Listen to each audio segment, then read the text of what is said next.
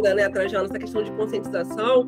E aí, sim, eu acho que, trazendo para a nossa realidade aqui da administração pública, como que você vê, né, qual o papel da administração pública, qual a importância da administração pública nessa implementação de sustentabilidade, de compras sustentáveis?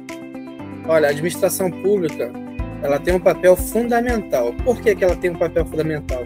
Ela é um dos maiores compradores do mercado, seja ele brasileiro, seja internacional.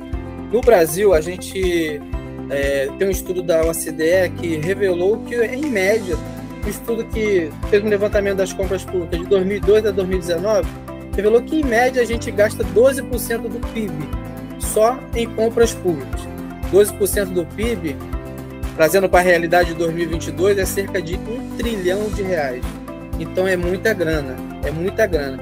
Então, a administração pública ela tem esse potencial de fomentar mercado, fomentar inovação e fomentar a sustentabilidade. Por que não? Se eu tenho esse potencial, por que não estimular?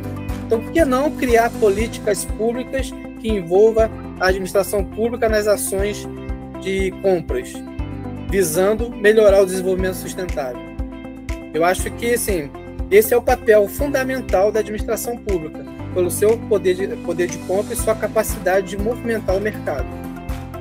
É interessante porque no e-book do Trajano, quem ainda não pegou, por favor, leiam, é maravilhoso o e-book dele sobre sustentabilidade. Tinha separado aqui, ó. Não sei se vai dar para ver. A gente vai disponibilizar na página para vocês. Depois a gente vai disponibilizar lá na página do www.podelistar.com.br. Vocês vão poder baixar lá o e-book do Trajano. E no seu e-book a gente fala um pouco sobre sustentabilidade, abordando não só o aspecto ambiental, que é algo que o pessoal confunde bastante, né? E a gente até vê aí pelos ETPs da rua e pelos TRs, o pessoal coloca só aquele guia de contratações sustentáveis lá do TCU, falando que não pode ter pilha, não pode ter cádmio, coisas e que nem se aplicam, às vezes, ao objeto daquela licitação, né? Não, mas é que tem que ter alguma coisa de sustentabilidade. Aí a gente coloca qualquer coisa de meio ambiente, enfim. Mas sustentabilidade é muito mais que isso. No seu e-book você traz, né, vários critérios, várias outras vertentes da sustentabilidade. E aí a gente queria conversar, assim, na verdade eu tenho uma dúvida com relação a isso.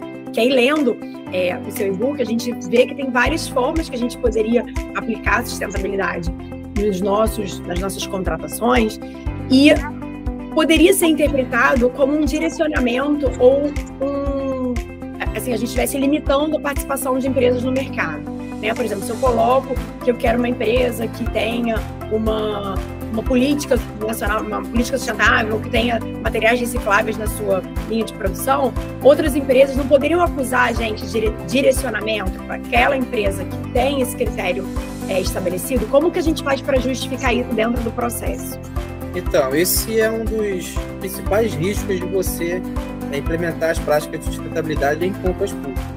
Porque o mercado em si ele não está consolidado plenamente nas práticas de compras públicas. Então, o que a administração tem que fazer? Nesse e-book eu trago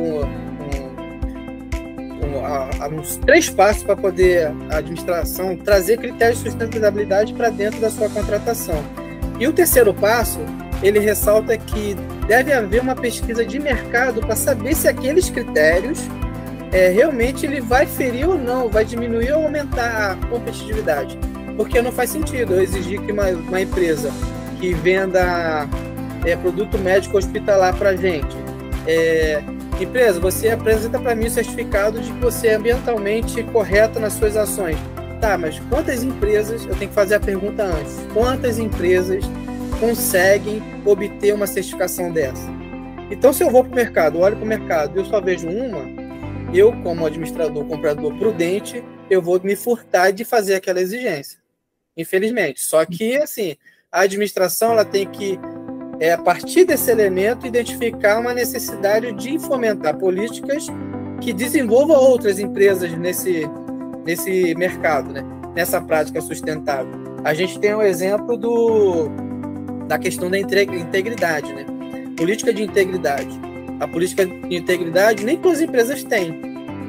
Mas depois do advento da Lava Jato, muitas empresas se preocuparam em ter uma política de integridade. Por que não a administração pública não passar a cobrar essa política de integridade como um critério econômico, por exemplo.